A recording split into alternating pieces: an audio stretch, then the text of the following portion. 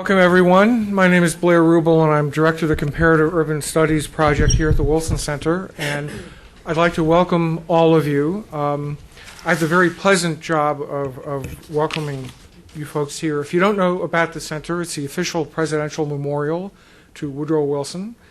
Our 38th president is the only American president to hold a PhD, so Congress has chosen to memorialize him by creating a center for scholarship. And since Wilson was an internationalist, for good or for ill, there are different perspectives on that, but he was an internationalist, so it's an international center for scholars.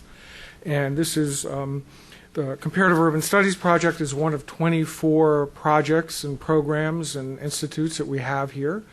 CUSP, as we're known, has been around for 18 years, and we are very pleased to have worked with our colleagues at the Hunt Alternatives Foundation in running a series of meetings, of which today's is the last.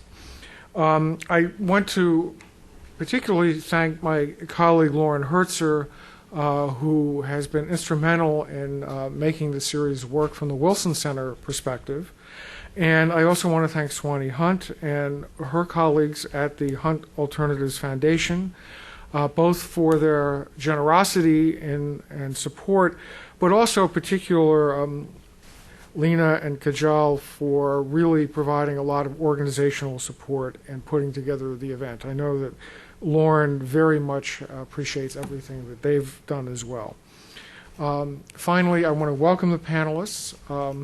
And I welcome everyone, not only on behalf of CUSP and the Wilson Center, but on behalf of the Wilson Center's president and director, Lee Hamilton, who has been a strong advocate of this program and this series of meetings. And therefore, on Lee's behalf and all of our behalf, I'd like to welcome the audience and thank all the people who are speaking who found the time to fit this event into their schedules. And with that, I'm simply going to turn it over to Rachel, who will run the show from here on.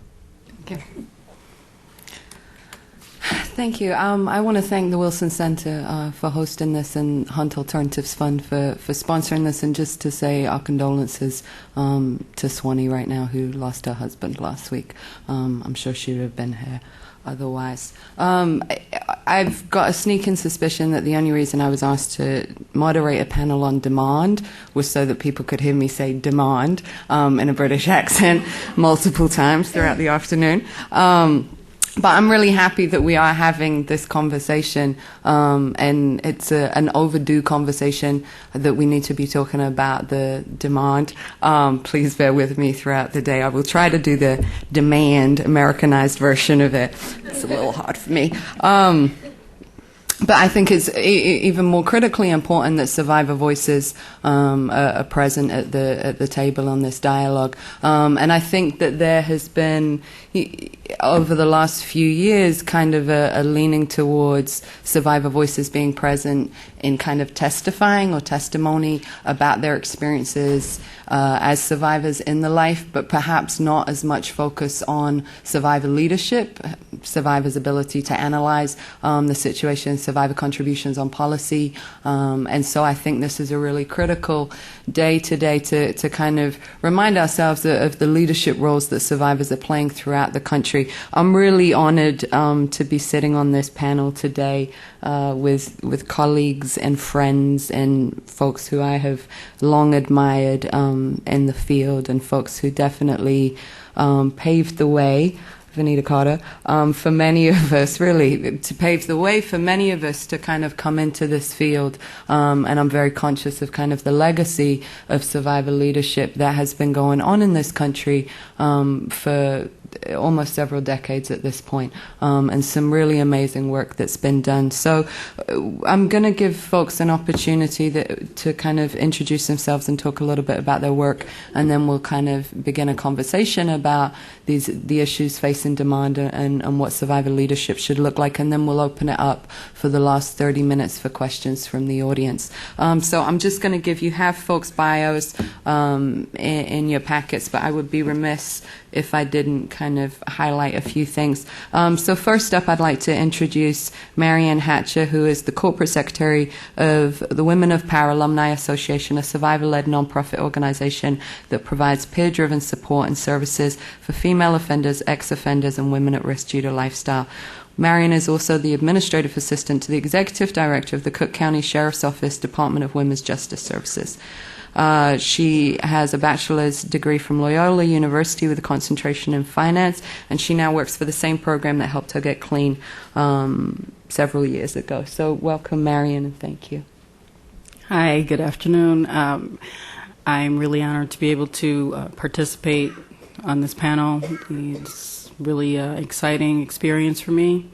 As a survivor, it is, as a human being, however, it is even more important to be able to feel like you are making a difference. Very shortly about myself, as the bio reads, I got clean in the program that I now work for at the Sheriff's Office in Cook County, facing 3 to 7 years in the penitentiary. I got the blessing of a drug court, and it had an alternative sentencing relationship with, excuse me, the Department of Women's Justice Services.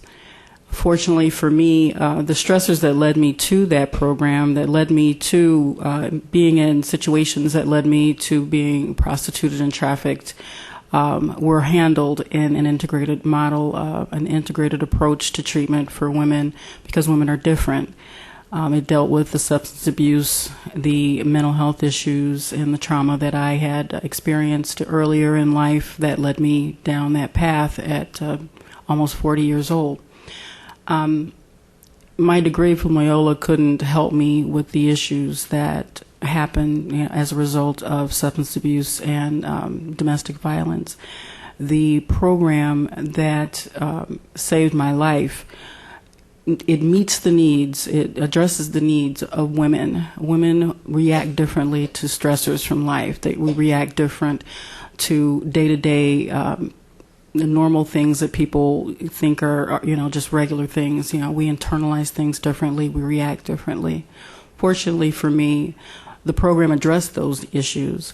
Those issues have been addressed, and the ones that haven't, I work a diligent 12-step program to continue working on self, as well as trying to make sure that any counseling issues I might need are addressed. There's nothing wrong with that, and we make sure that our women are aware that it's a lifelong process of recovery and healing.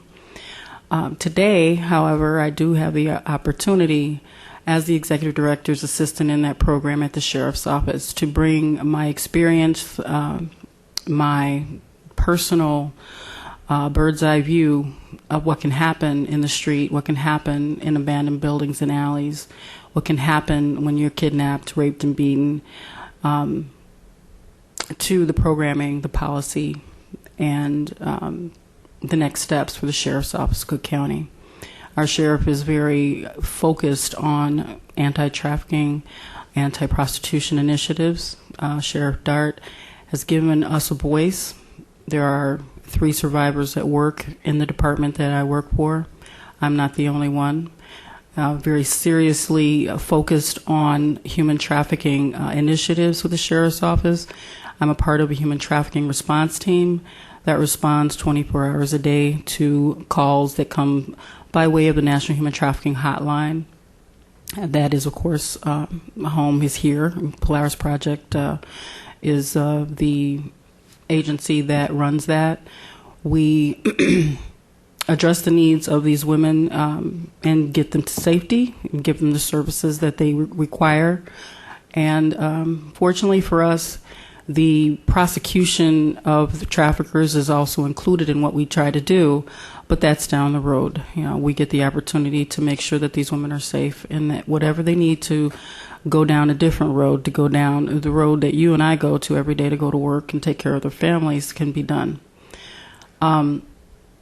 Also, we have our number all over the place, so we just get phone calls. We get women who just find out about the sheriff's office anti-trafficking initiatives, and they just reach out for help for them and their families and their children. That's a very rewarding way of living today. In addition to that, I also serve on the steering committee for the Demand Abolition Campaign, and that's truly an honor to be able to bring a survivor voice to that initiative as well.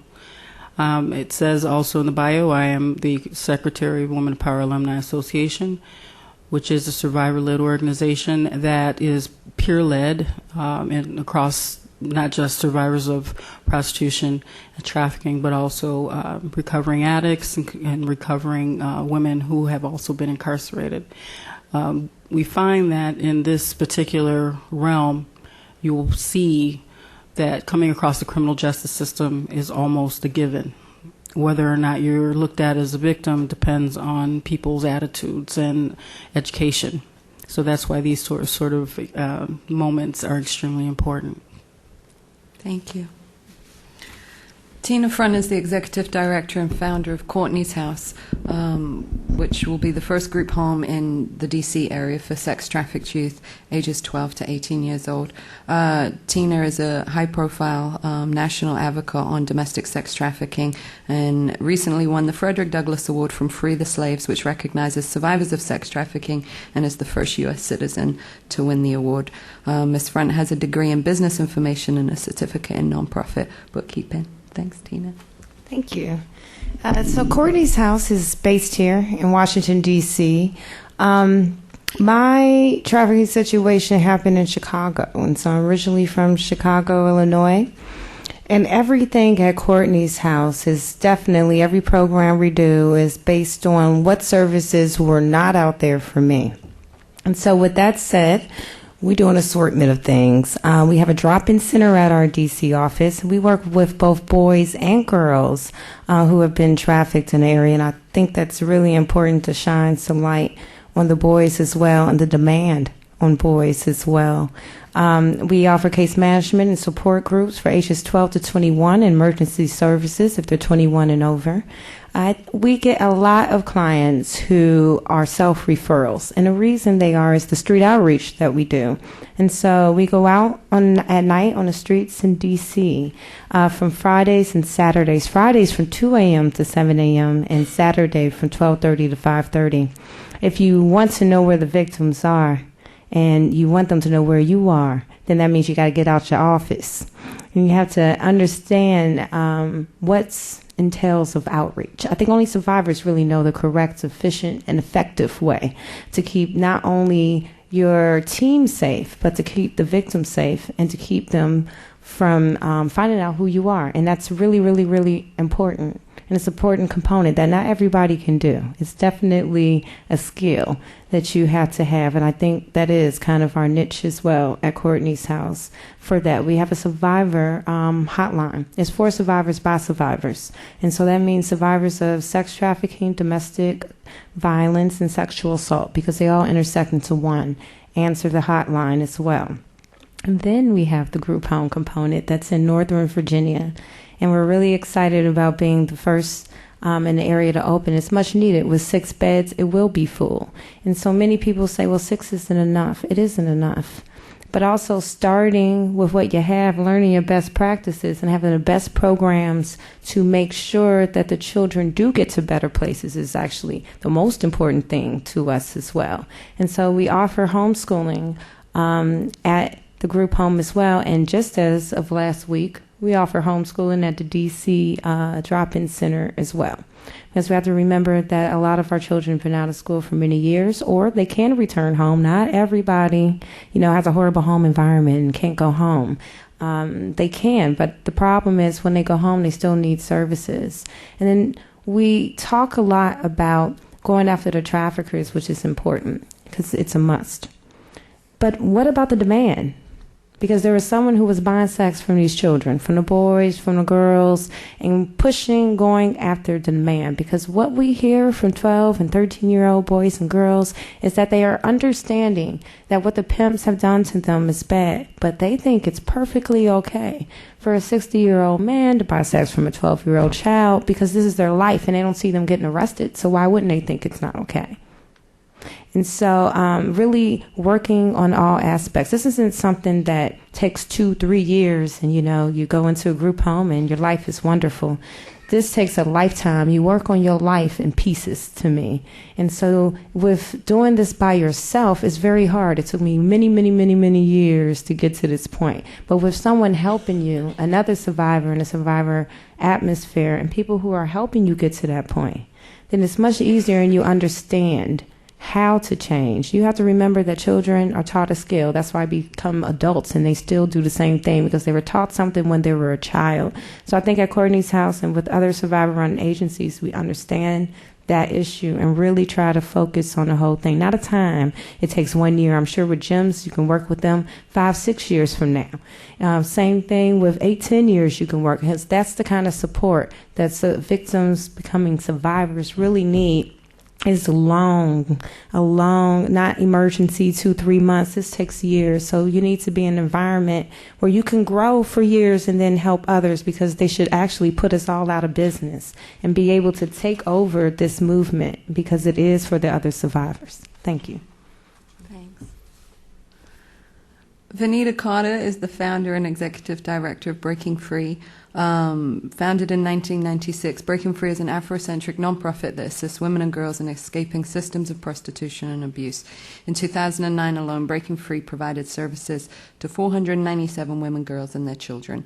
Ms. Carter is the author of Prostitution, Where Racism and Sexism Intersect, co-author of Prostitution, Racism, and Feminist Discourse, and her most recent writings include a chapter in the Journal of Trauma Practice and the Women's Anthology for New Millennium.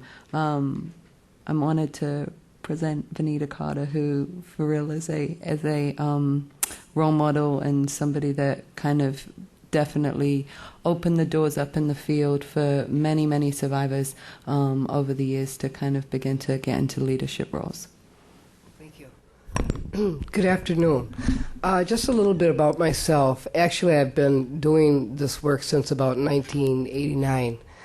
I worked for another agency called Whisper, Women Hurt in Systems of Prostitution Engaged in Revolt. And so it's almost been 2 decades, actually, that I've been doing the work. A little bit about myself is that I myself got involved in the sex industry at a very young age.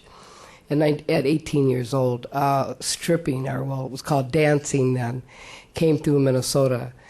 And I was just graduated from high school and was getting ready to go to Fisk University, and thought, dancing, it doesn't sound bad. Make $1,000 a week.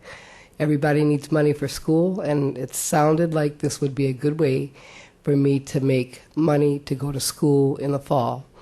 So my girlfriend and I went for an interview, and we were both accepted as so-called dancers. We found out immediately that it was far from that, that it was stripping, and that's what it should have been called. And I say that stripping is a stepping stone into prostitution.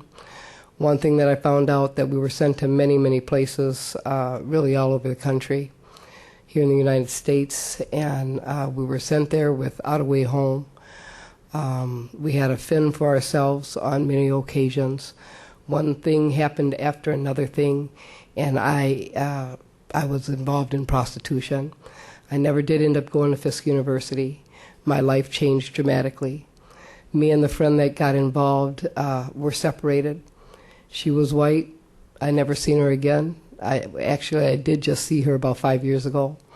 I was able to get out of the life in about a year. When I ran into her about 5 years ago, I asked her, "What are you doing? What's going on with you?" And of course, she's in her 50s, the same as I am, and she told me, I just got out of the life. Mm. And I said, "You just got out of the life, what happened?" And she met a pimp, a very hardcore pimp, while she was involved. She said her pimp just died, and that was how she was able to get out. And her story is not unfamiliar. It happens to many women. I call myself lucky to be able to get out when I got out. And because of what I experienced in 1 year, I kept it a secret for a long time. I didn't say anything to anybody about things that had happened to me, experiences that I had endured. I went to work like any supposedly normal person with a lot of things on the inside. There were not a lot of agencies. As a matter of fact, to my knowledge, there weren't any agencies around back in the early 70s where I could talk and say what had happened to me. And so I first got involved in working with women through a prison ministry at my church. And we would go to all of the prisons in the neighborhood, in our state rather. And I had the opportunity to talk to a lot of different women, and I found out that women who had been involved in prostitution were not saying it. They wouldn't come out. They'd talk to you on the side because I would share my own experiences. But they were really full of a lot of shame, embarrassment. They thought that they would be, probably looked at as a different person in prison. They get treated differently, and they were right. So they never could say anything about their true experiences. And so it was then that I knew that I wanted to do something to help women get out of the life. And so excuse me, I began to work for Whisper, and Whisper closed its doors. And when I was a program director there, when they closed their doors, I knew that the programming that we provided had to continue. And so Breaking Free kind of started immediately after Whisper ended up closing their doors. And so what we do at Breaking Free, one of our main goals is to provide housing for women and girls, because we know that that's one of the most difficult things there is.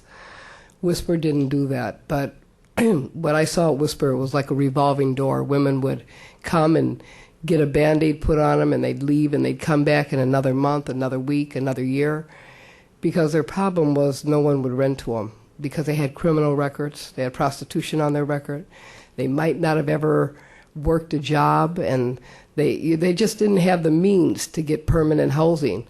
So they were just forced to continue to stay in the life of prostitution because they had no housing, and there's no way that they could do anything else without that. A lot of them were losing their children because they weren't settled anywhere. So my goal was to really focus on housing. So Breaking Free is one of the only programs in the country that provides permanent housing for prostituted women. We also have transitional housing. We have 3 transitional houses throughout Minnesota. And in our permanent housing, women can stay, it's permanent. They can stay as long as they need to. And they pay 1/3 of their income. And we have a lot of programming because we know that a lot of women that come to us are not always ready to get into permanent housing. They oftentimes have to start, it's a 3-phase program that we do, so they have to start with drug treatment. Over 90% of women involved in prostitution are chemically dependent. And they're chemically dependent because they say they don't want to do the act of prostitution without being high. They're there, but they're not there. So we partner with a drug treatment program in Minneapolis that will take women who are involved in our program. They'll go through their program first. And then we do an assessment, see where they're at after they get out of treatment. Some of them, some of them will go to our transitional housing program. They can stay there for 2 years, and they get what we call intensive case management services, meaning that for the first 6 months, we don't expect them to work a job. We really want them to work on themselves. We want them to start the healing process. Which others have said on the panel here, it's an ongoing, lifelong thing. But we know that they can't get a job. They really can't get a place. They can't get anything until they've dealt with this issue and understand it. So many of them have started as young kids. So, and they're saying, oh, why did I make this mistake? Why did I get into this? And so Breaking Free provides a series of groups for the women. It's a 14-week-long series of group that they attend 2 days a week, where they really understand the dynamics of prostitution and how it impacts them. And we don't blame them. We don't look at this issue that like it was their fault, some mistake that they made.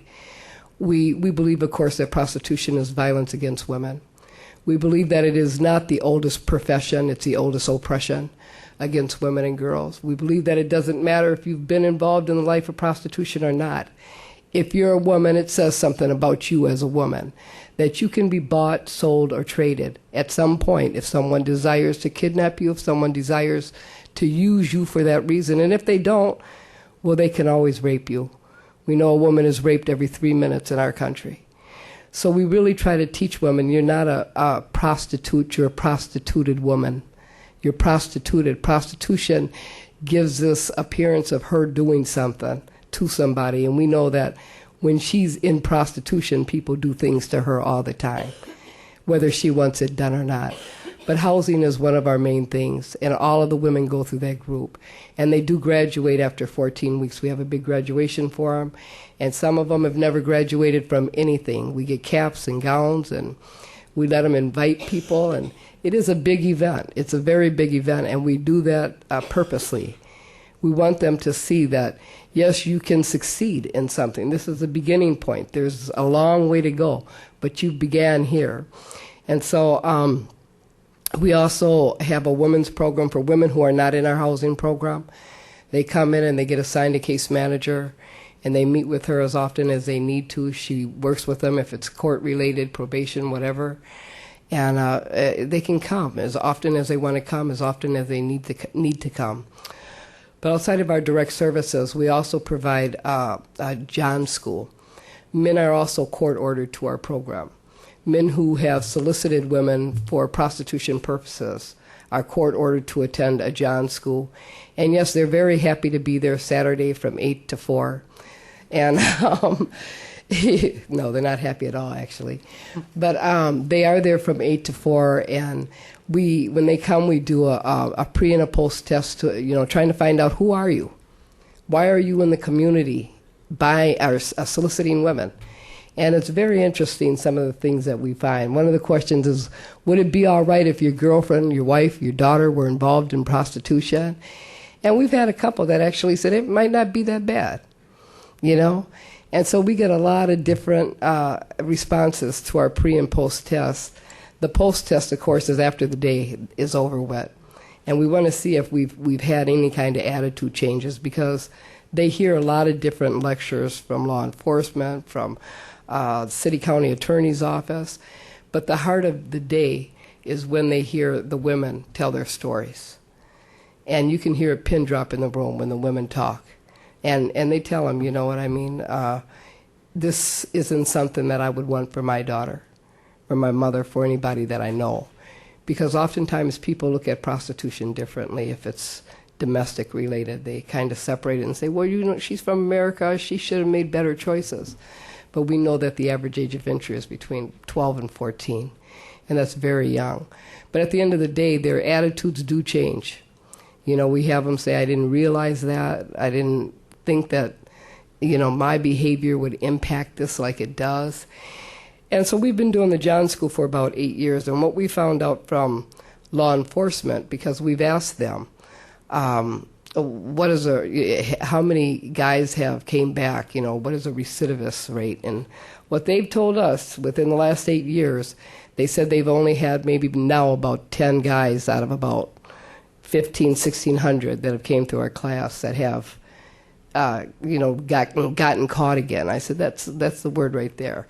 How many went over to Minneapolis, to Wisconsin, or what have you, I just don't believe you can stop that behavior overnight, So, but, and of course we had Craigslist, but Craigslist, a lot of people have heard what's happening with Craigslist. There's been a lot of rallying around closing that down. And they have, at least in the United States. Now we're working internationally, trying to get that down. But there's so much stuff happening, and survivor-led organizations add such a different piece, because it's one thing to really be sympathetic for this issue and have heart for it. And that's a beautiful thing, and that's all needed. But I believe that as survivors being able to lead these organizations, it gives women hope. And they know that this is not what they were created for, that there is a better thing, a better life for them. And they are more able to grab a hold of something that is more real for them, or can be, something that can give them more life and more hope for their life. And so we have seen women come, and we've seen women get out of the life, go to college, get degrees, try to start their own programs or whatever it is. And that's a beautiful thing. That's a very beautiful thing, because right now, with the way the economy's going, numbers of women getting involved are going up. They're getting younger, getting into the life. They need to be able to know that there's something else. We have to do something to reach out and to steer them in a different direction. So with that, I'll pass. Thank you. Christy Child is the executive director and founder of Veronica's Voice. And they are, I think this month, right, celebrating their 10-year anniversary of serving women and girls in the Kansas City area, and have recently just secured a house that will be able to serve up to 20 women who are exiting the commercial sex industry. Christy has been featured both locally and nationally in the media, and has been featured on CNN, Larry King Live, and a variety of other programs that have looked at her really good work out in Kansas City. Thanks. Thank you, Rachel. Thank you all for being here. What prompted me to start Veronica's Voice was I got out of the life after being in for 24 years. I was truly, truly trapped and saw no way out.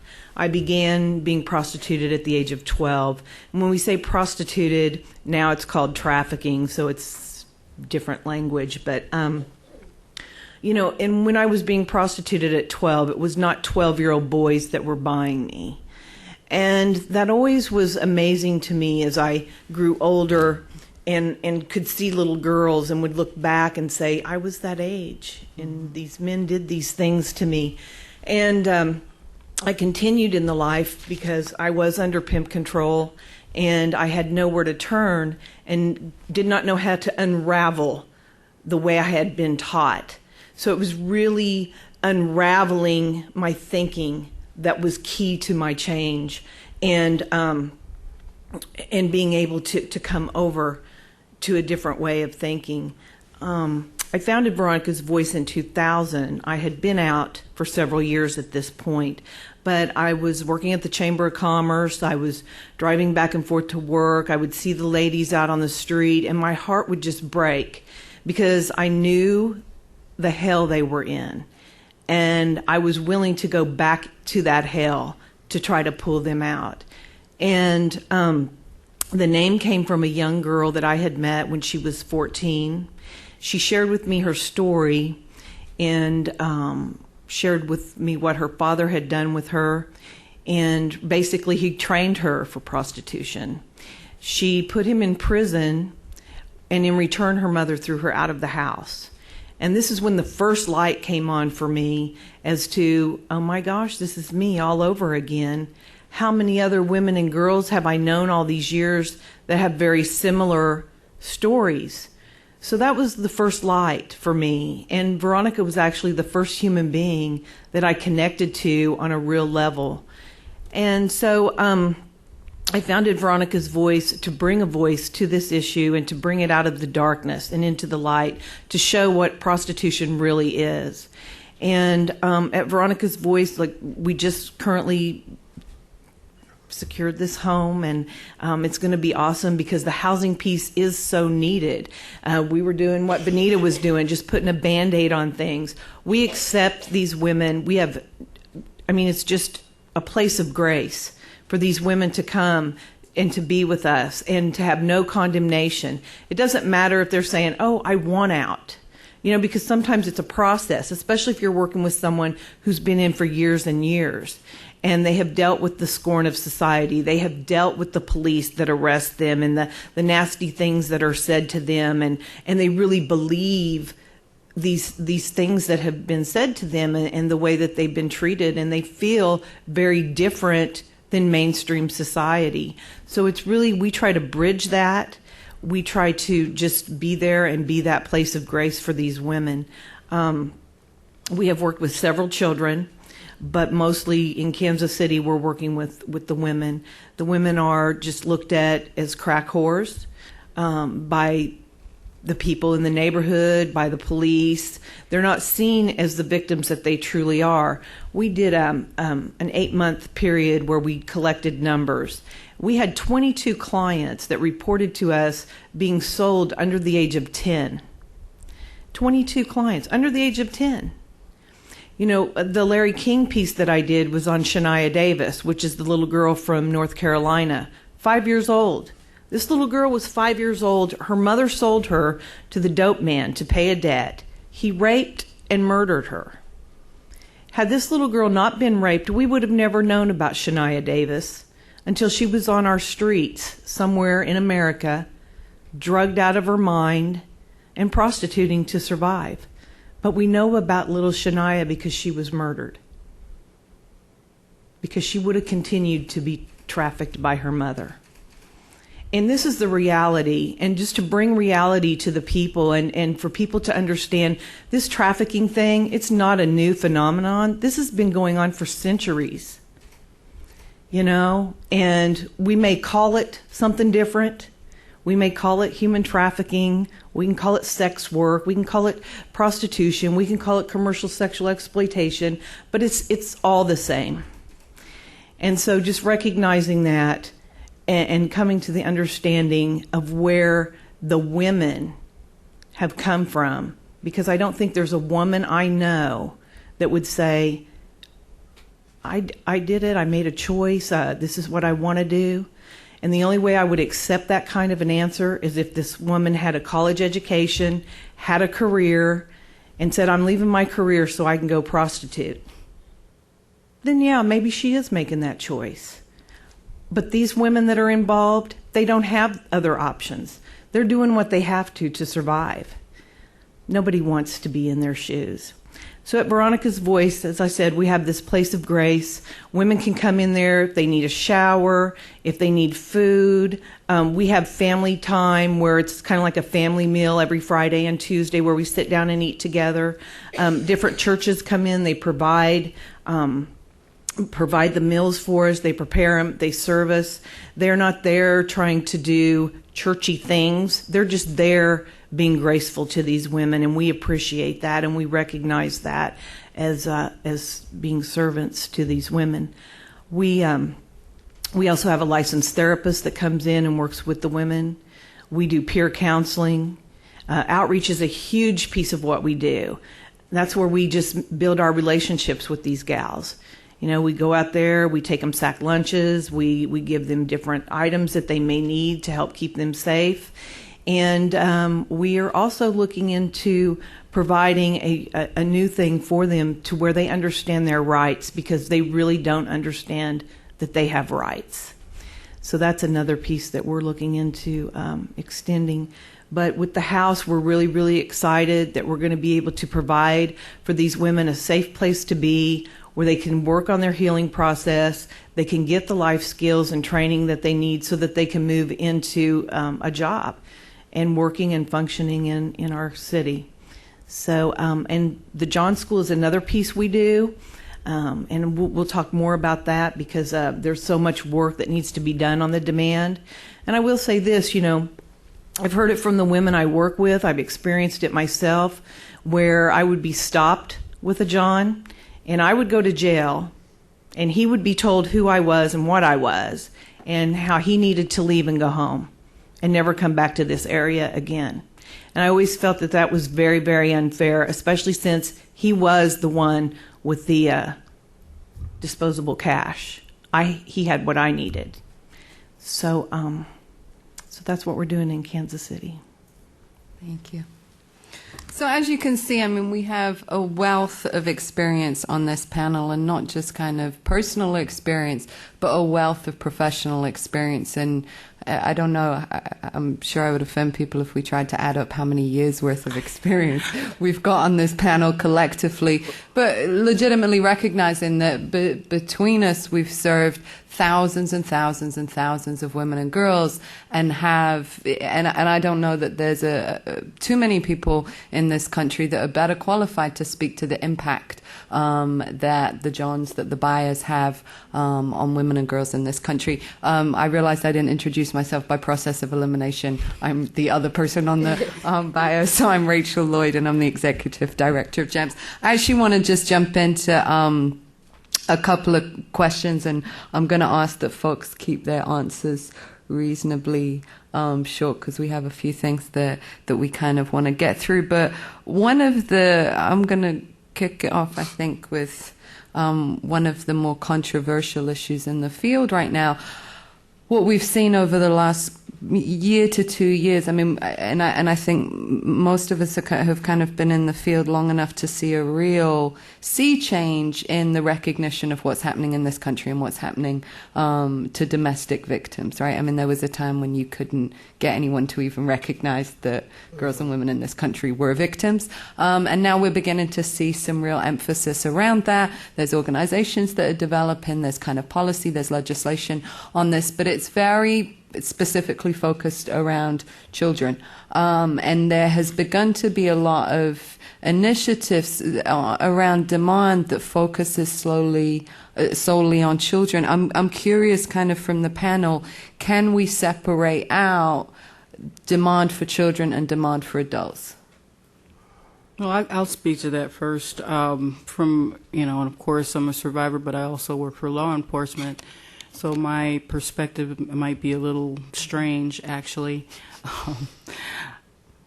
We come in contact with minors who are victims of human trafficking and adults who are victims of human trafficking. And for two things I want to say as a precursor. First and foremost, from our perspective, the Sheriff's Office in Cook County and Women of Power Alumni Association, there is, and it's been said before, there's no difference for us. We use the words human trafficking and prostitution interchangeably. It is the same thing. It's violence against women and girls and men and boys. There's no difference. What we see, the age of entry has already been stated. So many of the people who are victims, they start out as minors. They end up, hopefully, if they live long enough, as adults.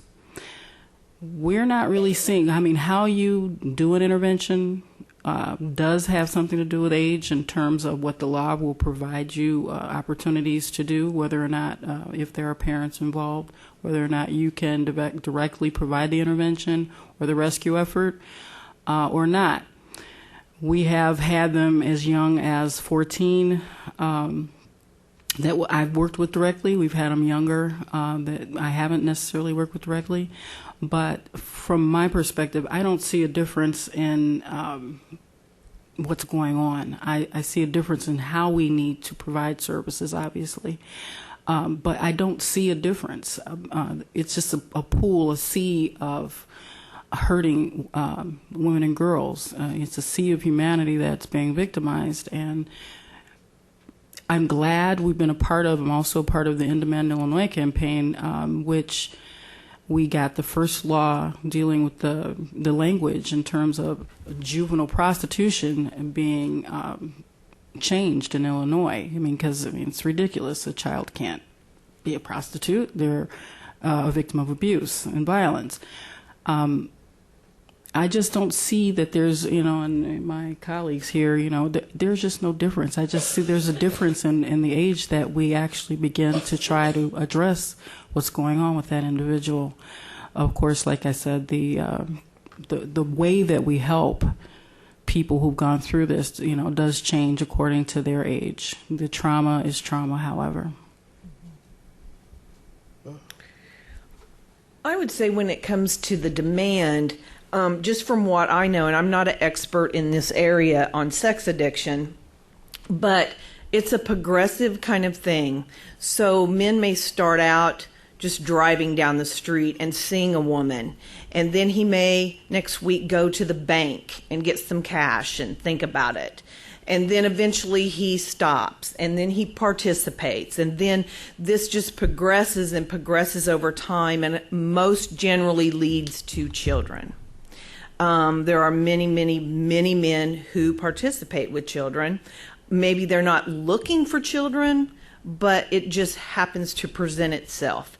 I think when dealing with the demand with children, that's a whole nother thing, because we need to address this as sexual abuse, And so there needs to be other kind of laws in place when a man is violating a child, and the demand needs to be looked at separately as far as women and children go. That's my take on it. I think mine is just really short. The demand is the demand. Right. It's all about buying women and children, and this whole, I'll say, industry is about the demand, because unless we end the demand, we're never going to see prostitution ended. That's what keeps it thriving. That's what keeps it going. And it's just the demand is the demand. It's not about separating. It's all the same to me. What are the three kind of most critical steps that the field could take next in terms of addressing demand? Well, I think we need to understand demand. And so with that said, many people, we're the only ones in this area that kind of focuses on boys, and then the transgendered and when they become older. When we work with boys, and boys goes to our groups as well, our support groups, and every client, when they first come in, we tell them about our programs and that we work with boys and girls. They see us out when we do street outreach. I don't have one person, not one, go that it's a survivor that says to me, "Oh, why are you working with boys? Why? Boys are trafficked? Really? I didn't know that." What they all say is, "About time somebody works with boys." And so the demand when you go out on the track at night, where the boys are put out, because see, people don't think boys are trafficked because we don't understand how boys are trafficked, which always amazes me because we read the paper and we see 5-year-olds who are molested, and I don't know why people don't think they go a step further and sell them. With that said, when we go out the street at night, the long lines for the boys, with the men hiding, kind of looking down, and kind of doing very similar what Christy was saying, riding around first, they line up, they sit there with their windows down a little, wait for the boys to come up to them, because they all have rings on and they're all married men that go out there. And so understanding your population of demand is going to tell you what you should do about it. If we're only focusing towards girls and we're saying, "Oh, there aren't enough services for girls," well, there ain't none for boys then. And so on the demand piece, to me, for John School, I think that's very important to have a John School for 18 and over. If they're under the age of 18, I agree exactly with what Christy is saying. Let's say that and charge them as pedophiles, because that's what they are. We're boys right now. What we see in the demand piece, all our boys get arrested and put in jail. But I can honestly tell you that out of the 8 or 9 boys we currently have, each and every one of them has started between the ages of 5 and 10. They're all in foster care and homeless, and all their parents is the one who actually trafficked them first. So what was the demand? Who was buying the 5-year-old and the 6-year-old before? And so I think we live in a fairy tale, and I'll cut this short, of the demand real quick. And we like to think that it's this population, low-income population of men who don't have a lot of money, and they're the buyers, and they live in low-income in areas. But that's not true. And so if we're going to address the demand, then we need to address the right populations of the demand and where it's coming from. In Illinois, we've got some interesting projects going on, different campaigns that are all kind of intersecting. The specific ways that we see addressing demand, and it's, I'm just echoing what my colleagues are saying. The sheriffs got a part of the human trafficking response is not just the rescue and restore effort for the victim. It includes a point of arrest. We do provide the rescue and restore effort for the victim. We also work in tandem with the sheriff's police. They're the other feeder for phone calls to us to come and provide these interventions. But we have reverse stings on a regular basis that are taking place, and some of you may have seen, we have over just a very short period of time, over 100 men since September of 2009 that have been arrested. It's actually probably closer to 140 or so at this point. 140 or so Johns that have been arrested in Cook County and are fined $500 to $1,000. This isn't nothing. There's other places in the country that are doing this, but those dollars go towards services for women and girls as well. those are, some of the things that could be done is to hold these men accountable in the John School setting. We're also developing a DVD for John School. While all these Johns are arrested, they will be required to watch this John School on DVD.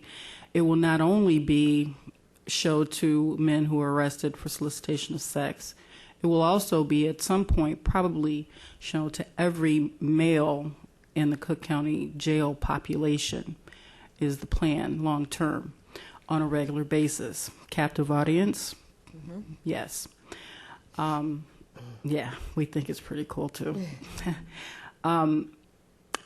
The other thing is to partner with the communities that are outraged by the solicitation of sex. Solicitation of sex is illegal. Okay, we talk about the prostitutes. We're the ones who got arrested because we were on the street doing this. She just spoke to the fact that she wasn't by herself in this particular situation. So our sheriff is holding people accountable who are out there looking to buy sex, but also the communities who are outraged by people coming across the street. Our billboards that are anti-prostitution billboards are directly across the street from a child care agency that these children have come outside, or going in and out, and their parents are taking them to for child care so they can go to work, and people are doing things right there in the parking lot. Holding the men accountable, charging, penalties, fines. People sometimes the only lesson they learn is one they pay for. So, making it not such an easy thing to do. Showing people that this isn't something that's going to be tolerated in your community. It speaks volumes. Partnering with Leiden Township, in this case, where the billboards are currently, it's just like the beginning of a number of other initiatives. These are going to be the same type of public awareness campaigns with buses and other transportation, billboard type of settings to show that people are paying attention to this problem. Demand is just as illegal as supply in this case. Unfortunately, over the years, it has been tolerated. So making sure that, this is from my perspective, working for law enforcement. It's illegal. It's real simple. Real simple. It's illegal. All you got to do is enforce the laws that exist. Help pass legislation for laws to make this something that people have to pay attention to in their wallet. I like, the places where they have the names posted. I like that. Your wife's going to know. Your children are going to know. Your boss is going to know, although he may be doing it too. But who knows? You have to make this a human problem, not just, she decided she wanted to be. Nobody wakes up and says, I want to be a hoe. Nobody wakes up and says, I want to go and do this. Nobody says, I want to be a prostitute when they're 7, when they're in class, and their teacher is saying, little Johnny and little Beth, what would you like to be when you grow up? I don't think any of them have ever said, I want to be a victim of sexual violence. I agree. I think we have to, whatever we do, we have to do it aggressively, and it has to be strong, send out a very powerful message. One thing is that this is a multi-billion-dollar industry, prostitution, throughout the world. We're talking billions of dollars, and we've been tolerating it too long now. Now we have to put our foot down and demand that our politicians make some changes in the law. And one change is, I know in the state of Minnesota, both men and women are supposed to be charged the same on our laws. It should be a gross misdemeanor. They don't always get that. They get a misdemeanor charge if it's their first time, and it eventually turns into a gross misdemeanor. But what we see is that women definitely, more times than a few, will catch that gross misdemeanor. Men will not. The laws have to be separated. Men have to have their own charges. And in my opinion, it should be maybe gross misdemeanor or felony. That's what's going to wake them up. Yeah. We have to do that because we're talking about a very young age of entry. We can't keep tolerating it and act like it's not our problem, like it's not that bad. We have to aggressively work with our politicians and demand that they make changes in the law concerning men and women on the bills that are created. The other thing is that right now we are aggressively working to cut out pimping.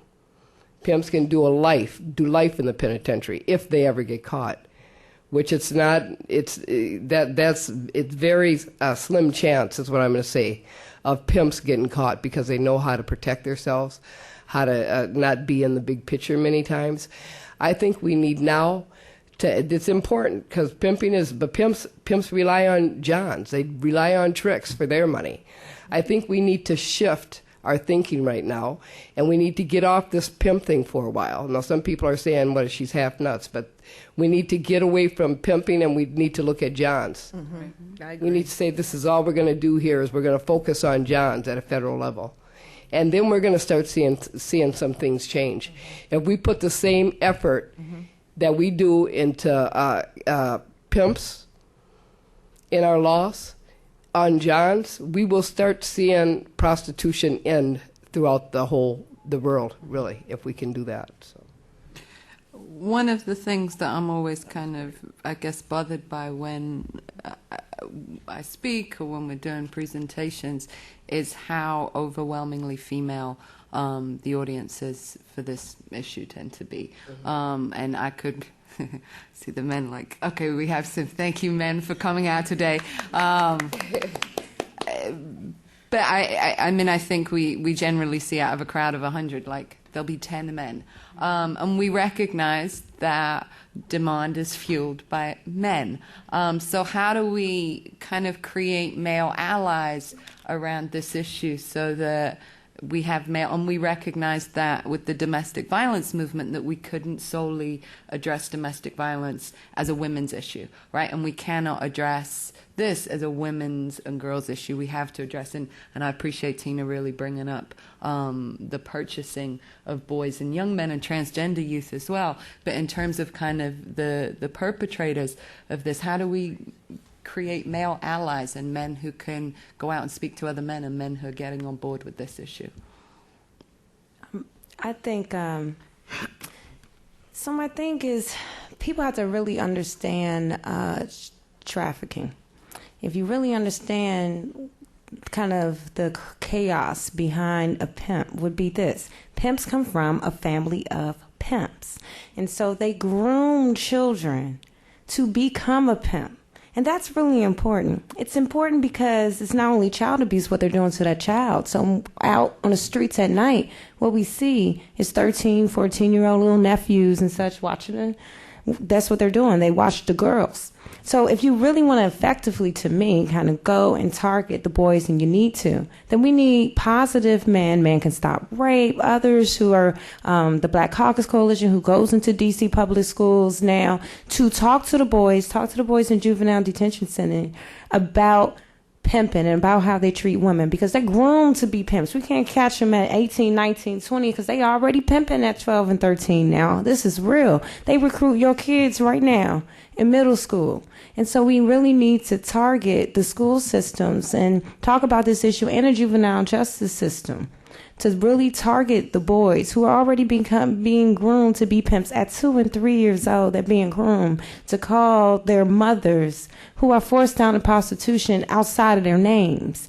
Right now, pimps are making the women sign over their rights. We know this happens all the time. So they raise those children, those boys who aren't theirs, to become pimps. And so if we want to stop that, we're going to have to go into the school systems, the juvenile detention center. We're going to have to get these strong men who changed their lives around and go back and pull up the youth and teach them what's going on, the reality of what's actually going on right now to prevent that. And one way, I think, totally is if the demand is eliminated and hit really hard, it's not going to be a profitable business anymore. Right. So, they're not going to capitalize on that. So, and I think that's huge. And I totally agree with what Benita was saying about, all this focus being on the pimps. I mean, we have to really focus on the demand to really make an impact. I mean, it needs to include elevated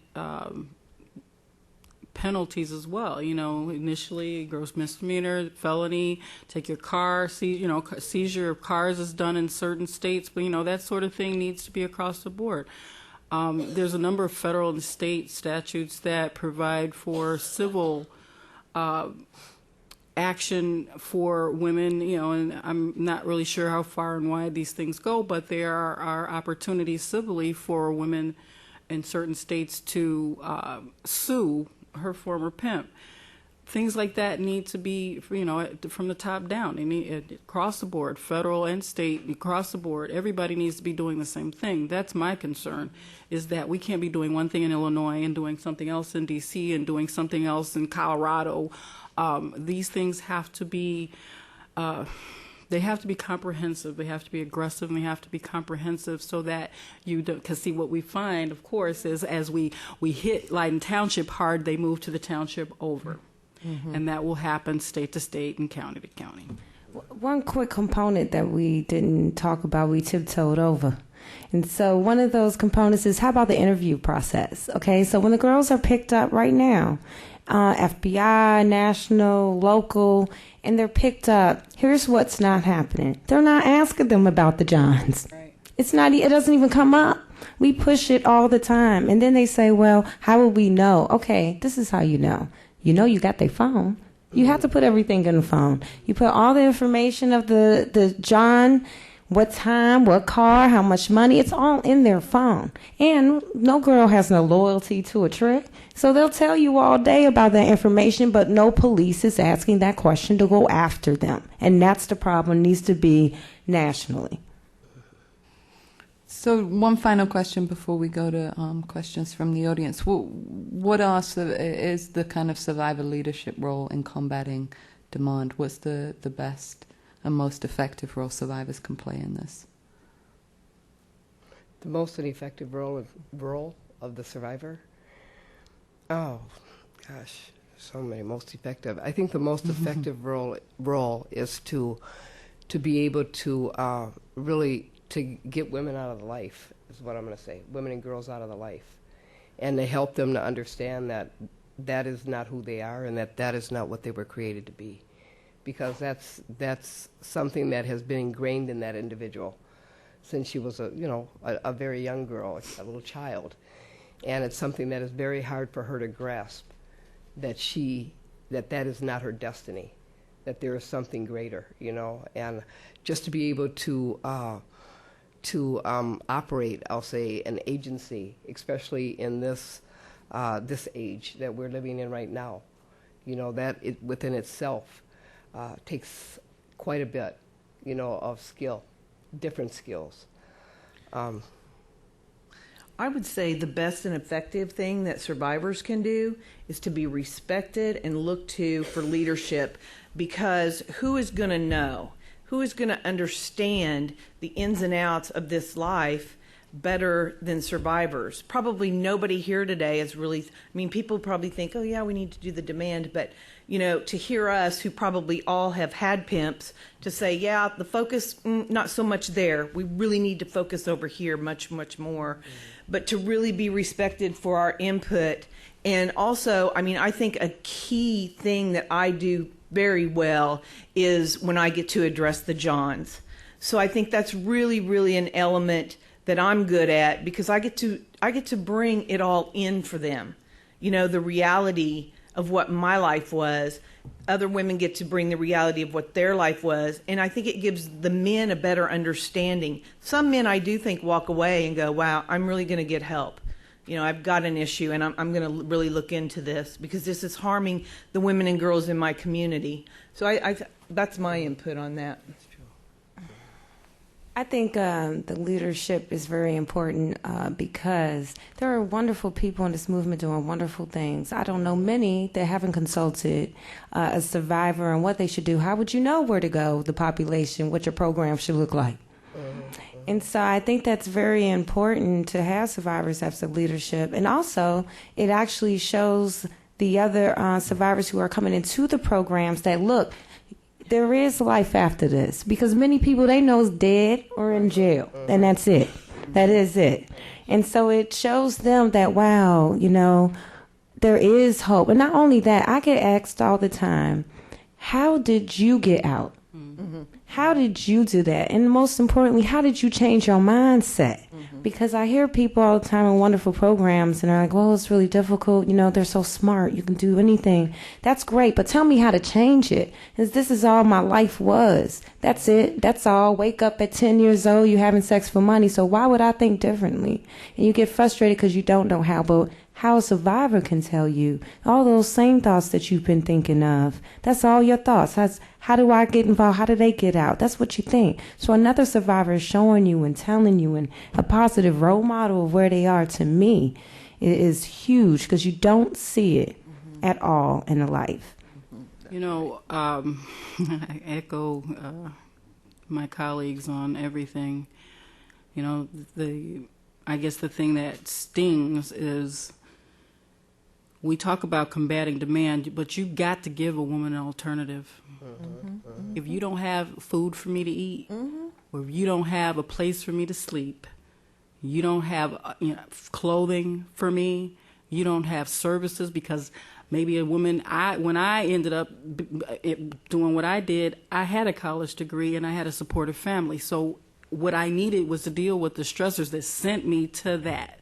Once those were addressed, I had structure. I had an education. I had a skill set.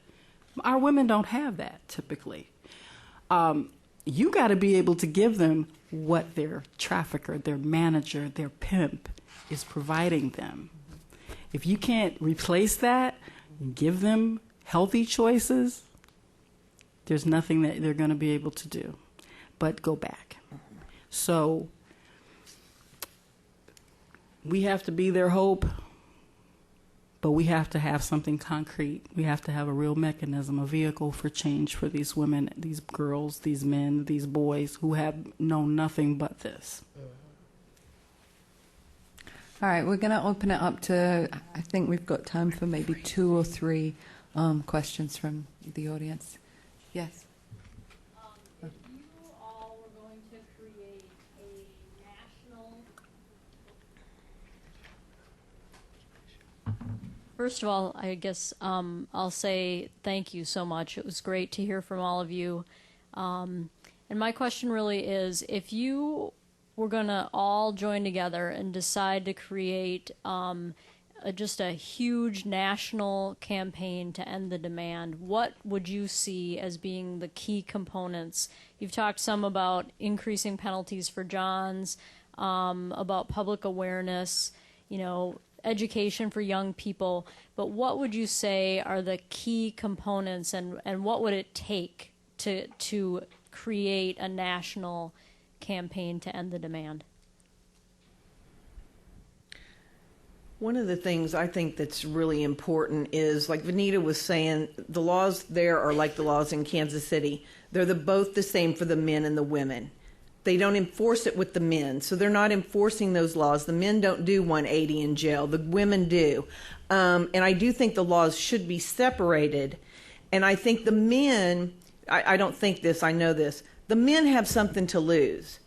Going to jail at a certain point throughout prostitution becomes a vacation. Mm-hmm. So going to jail is not any kind of penalty for these women. The penalty for going to jail would be for the men. They really have something to lose. The majority of these men are married. They have children. They have jobs. And so there's really an element there where these men, when they realize, oh, wow, I'm going to go to jail if I'm rearrested. So I think there has to be like just this cross-the-board thing. And like you were saying about, they just run over to the next side. And because, all of our cities, I'm sure, are surrounded by different counties. So if they're arrested over here, they just run over here. So I think ultimately at some point, and I know I'm thinking big, we have this CODIS machine that keeps DNA. But if we had some kind of mechanism to track these men, I gather information on the men that come to our John school. So if they're ever rearrested, but for one thing, a lot of times they're not rearrested, so the police locally can say, well, there's no recidivism rate here. Well, that's because the focus really isn't on the Johns. They're not the ones on the street corner 24/7. They drive through, get their needs met, and they're out of there. So if there was more focus, more time, more effort being put on the Johns by the police, and let us do our job, let us reach the women, let us continually build those relationships and offer these women other options, but and get their focus off the women. So that's my And mine would my just big dream. add real quickly, again, having that universal questions, just like the Innocent Loss Initiative from the FBI when they did the raid and had 1,100 victims. And out of that, 600 traffickers, how many men, because this is under 18, right. So not one time those 1,100 victims who were arrested and charged, 2020 received services, out of that were able to ask any questions about the man who bought sex from them. Nothing on the demand. So universal, again, if we are picking up victims who are under 18, then maybe we should ask them about the men who are buying sex from the 12-year-old.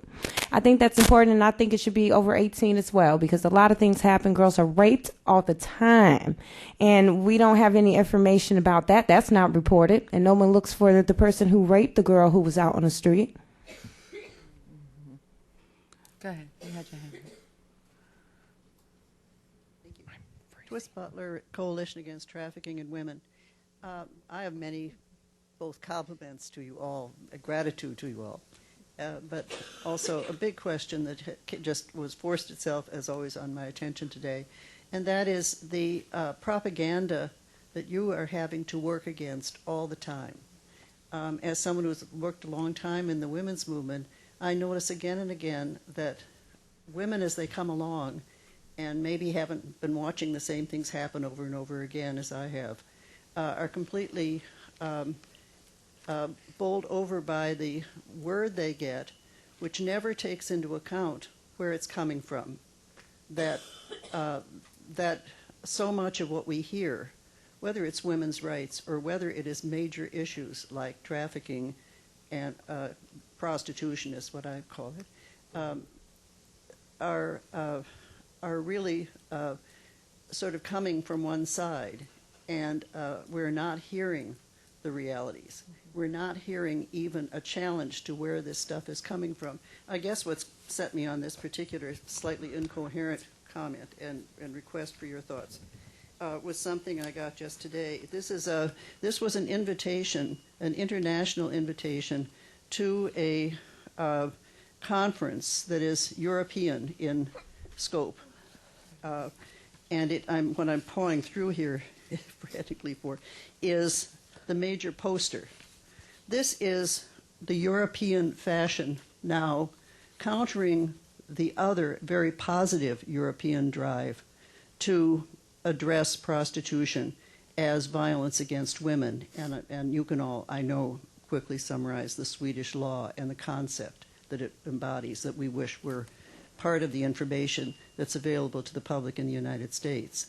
But this is the counter, and it's very powerful. And what it says, we have an overturned shopping cart.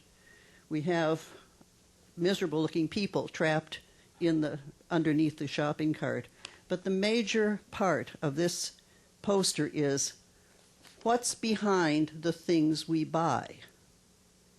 Well, included in this are all forms of trafficking of persons for various purposes. But what hit me was the word things. And it is in this kind of campaign, the inclusion of women as one of the things we, who is we, buy. And this is a highly official conference. It's one of the major supporters is the International Office on Migration. Is that correct? Is that the proper name? And it is, I have all of their listing here, all the people, all the various organizations that are participating. But I am curious to know how we would build that component of really building a more sophisticated public understanding of the pushback into a national effort to address demand. Because I agree with a you. great deal of what you're talking about is, a paradigm shift that I believe is beginning.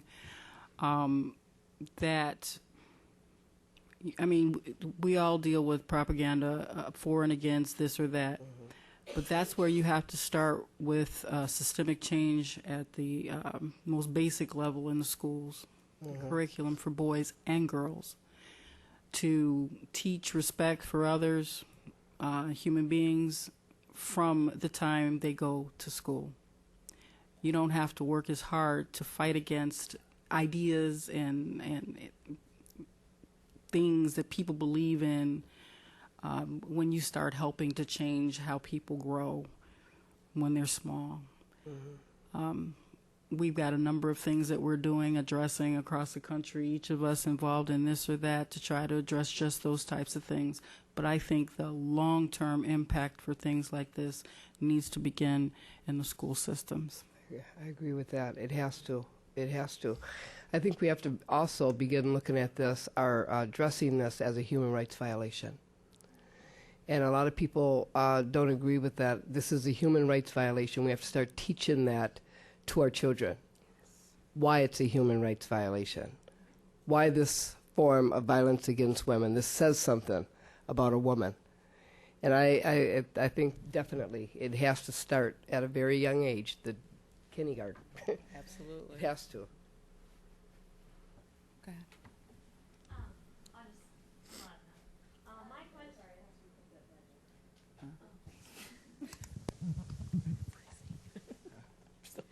My name's Shayna Taylor. I'm an intern at Global Centurion, and my question is about when the women are arrested for prostitution by the police. Are they asked to give the name of their pimp, or about the women that they're employed with, or the names of the Johns?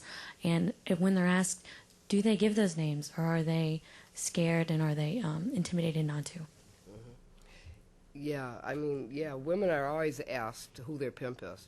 They don't get asked about the Johns. Right. But they're definitely asked who was, to tell the police who their pimp was. And oftentimes they don't tell.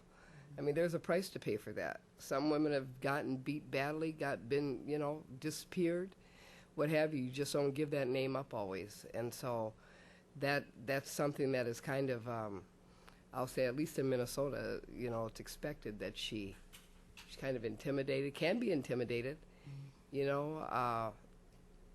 So I know in Minnesota they're always asked about the pimp. They do. They ask. I think it's important to have service providers. That's why we get more information and can help. And because they'll tell us before they'll tell definitely the police. However, the question about do they get asked who the John is, let me tell you something right now.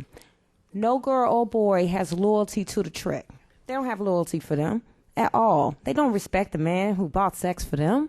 That was something they had to do. They'll give it to you all day long. Give you detailed information, but no one asks that question. We do. We ask that in our assessments. We all do. We talk about that. But if the law enforcement isn't, no, then there is nothing they do on that end. Once again, my situation is different, strange, because I work for law enforcement.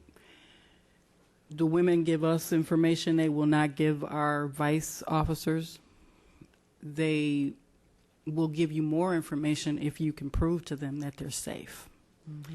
Yeah. If you are trying to provide a woman a 5-10 minute, half an hour, 1 hour, give me some information type of scenario, it's not going to happen, not even for me. You have to make them safe. You have to let them know you do not have to go back. You are not in any jeopardy of any kind for you, or in some cases, a lot of times, their children or their families. We have done interventions, domestic and international, with the Cook County Sheriff's Office, some of them that you probably read about, and it took me months before she told me information that the state's attorney might have been able to use earlier so that the charge was not just pandering, but was trafficking. We've learned doing this type of work, right, ladies, it's kind of a finesse thing, even for a survivor. You really have to know, is it safe for you to even ask? Mm-hmm. That is something most of the time that you can't ask a woman or a child or any victim of sexual violence. the certain questions that might work toward a criminal justice type of scenario, getting the pimp, the trafficker, the whoever into the courtroom. It's a real sensitive type of situation. You have to be very careful. You have to be very cautious with not only their physical safety but their mental health as well. You know, I'm gonna just take. We've only got time for really one last question from the audience, and I saw a man's hand up, so I feel like. My name is Brett Swearingen. I'm with the Renewal Forum. Question about the men. To what extent, I'd like to hear some comments, do you women see the problem of sexually oriented businesses and pornography playing into the demand? And in terms of the men who come to the John schools, how many of them are repentant, whether at the beginning or after you've had the chance to speak to them, really have a sense that they've done something wrong beyond being forced to come? I believe the whole industry plays a part into it.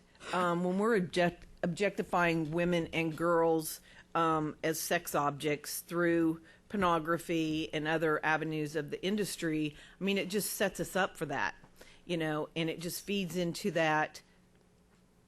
It's the way it is. It's just normalized kind of behavior. And I think it sets the men up as well. But this has been a progressive thing that's happened over time. I mean, I look at things that are on TV now that would have never been on TV when I was growing up. And as far as the Johns that come through the John school, I've had Johns cry about their behaviors. And, initially they don't open up, but then as we get to rolling throughout the day, they start sharing. They're connecting. They're really trying to understand themselves and kind of purging themselves in a way of what they've been involved in. Because sometimes they don't even at first want to say, it was a setup. I was set up, kind of thing. But it's an amazing transformation by the time you get to the end of the day. I think that people feel that because, you can. Pornography is pretty much legal, you know what I mean? I mean, it's freedom of speech, as people call it. Mm-hmm. However, I've worked with women who have been used in that industry, and they don't mention anything about freedom when they talk about the experiences that they had endured through pornography. And when I say we have to eliminate prostitution, pornography would be in the front of the race for that. As far as the John School, yeah, we do get men that say they feel really bad and, that they didn't realize it, and they seem to be, real sorrowful for their role. However, I don't know how many of them went back. Them that were very sorrowful and like you said, saw tears. I don't know if they were part of the recidivists that the police said that they had, or, are they the ones that went over to the next county? I just don't know, It's hard to tell. A lot of the women that we do point of arrest interventions through stings with the sheriff's police, with Craigslist, Backpage, etc. A number of, especially the younger ones, a number of the victims thought they were going to be making a movie, thought they were going to be photographed and be a model, and ended up arrested and with us because it turned out to be a situation where they were about to be trafficked, prostituted, whatever. Pornography is one of those things that we were talking about. The money is just ridiculous. It's such a lucrative business. Mm-hmm. And men and women, and it is very, very much a part of the problem. A number of these young women are willing to make a pornographic movie thinking that that's going to be a way for them to pay for college. I have to say again, you have to provide alternatives, healthy alternatives, viable alternatives. This woman here who's a champion for us, in this work, dancing. I have young women who think it's dancing. They're going to be in a club and they're going to make money so they can go to school. and then they end up in a very horrible, very terrible place, and then the drugs get introduced and you can't get out. So we actually have to wrap up now, and so I just want to really thank sincerely our panelists, Christy, Vanita, Tina, and Marion. This is the quietest that I've ever been, for those of you who know me. What I will say, just kind of in closing, is, the fact that we still could clearly keep talking for much longer really says that we need to continue these types of conversations, and that, it shouldn't be a once-a-year event that we have a survivor leadership panel. I think one of the things that, frankly, the pro-sex work movement does pretty well is ensure that experiential women are at the forefront and are talking about their experiences and are kind of empowered to talk about those experiences. And unfortunately, I think within our field, we've become very reluctant to kind of hear from survivors unless it's in a very specific kind of tell your story and everyone will cry context. Clearly there is so much more expertise and experience to add to this conversation, this debate, and survivors' experiences and voices and ideas make this discussion so much more fruitful and richer. Just a couple of things that I want to highlight that kind of came out of this conversation. One is, and it was a leading question, but I'm the moderator, so I get to do that. But the fact that it's impossible to ultimately separate out the demand for adults versus for children. That the vast majority of men who are going out to buy sex are not specifically pedophiles. They are looking to buy sex. They don't really care. They prefer somebody who looks younger and cleaner. And so if we're going to really make a dent in this issue, and I get the concern that folks feel that, well, if we can all agree that people shouldn't be buying children, maybe we can't all agree that people shouldn't be buying adults. But if we're going to really make a dent in the buying of children, we have to address the buying of adults, because those adults were once children, and their experiences, and if there's a very different type of panel that we could have all done that would have talked about the pain and the impact and the trauma, not just as children, but as adults, and seeing adults in the commercial sex industry and the impact that men's behavior has on that. The other kind of theme that I think really came out of today was just the level of accountability that's needed. What we know from studies of John's is that one of the things that they say would prevent them is not necessarily feeling more empathetic to women. It's not necessarily understanding that women were trafficked or had a pimp or were sexually abused, because and if you haven't read CASES study, the Chicago Alliance Against Sexual Exploitation study on demand, I really encourage you to do that. But the vast majority of men surveyed in that study knew that or believed strongly that women had been sexually abused prior to entry, that women were trafficked, that women had a pimp, that women were unhappy, that prostitution was harmful, and yet still chose to buy. What they did say overwhelmingly would stop them is the idea of consequences. And the fact is that we know that most men do not face any consequences for their actions. And so whether it is incarceration, whether it's having your name on a John's board, whether it's having your name in the newspaper or John TV or any of those things, having consequences is critical. We have allowed this to become socially acceptable behavior. I will say that for many years when I was a teenager, I was a shoplifter, and I was quite a good shoplifter, and I enjoyed shoplifting. And I would say that what stopped me ultimately was the idea that I would keep getting caught and going to jail if I kept shoplifting. I would say that, that is a behavior that is socially unacceptable for most of us. We don't walk into a department store and see a really nice purse or a really nice pair of shoes and think, oh, I could put that in my bag, because we understand that there would be consequences for that it would be incredibly humiliating, and that it's kind of wrong, and that our families would find out and we'd lose our jobs. And yet when it comes to buying sex, there isn't that filter for men. Men aren't having that moment when they're looking on Backpage or they're driving down the street that says, oh, I'm tempted to do this, but here are the 10 things that would happen to me and to my life, and the negative consequences that would happen. So we need to create kind of a social more around this, so that men recognize that they can't engage in this behavior without consequences. And so the other thing that we didn't really kind of, I guess, come up with a real answer for, but that we need to continue to talk about, is the need for male allies in this field. We know that, studies say that 1 in 7 men in this country has at some point bought sex. That means that every woman in this room knows a man who's bought sex. I would encourage women in this room to be talking to men in their lives about that. That's not an easy conversation to have sometimes, but it's a conversation we need to be having. And I would say that it's a conversation we need to be having with our friends and our family members and people in our workplace, and beginning to talk to men. Have you ever bought sex? Have you ever thought about buying sex?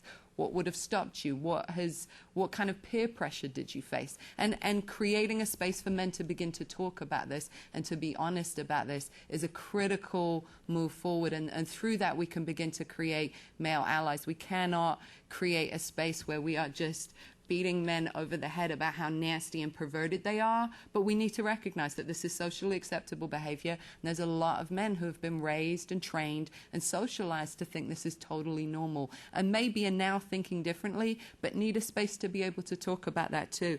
And so the last thing that I would say is just kind of the critical role for survivors in this movement is, and I think you heard a lot about kind of services and service provision and survivors supporting other survivors, and how important that is, and how we can't just address demand in a vacuum. We have to be ensuring that women and girls and boys, transgender youth have the services, have the support, have the options, have the alternatives that they need, and how well positioned survivors are and survivor-led organizations are to do that critical work. So I just want to thank everybody for coming. I want to thank you for participating, and again, I want to thank the panel so much.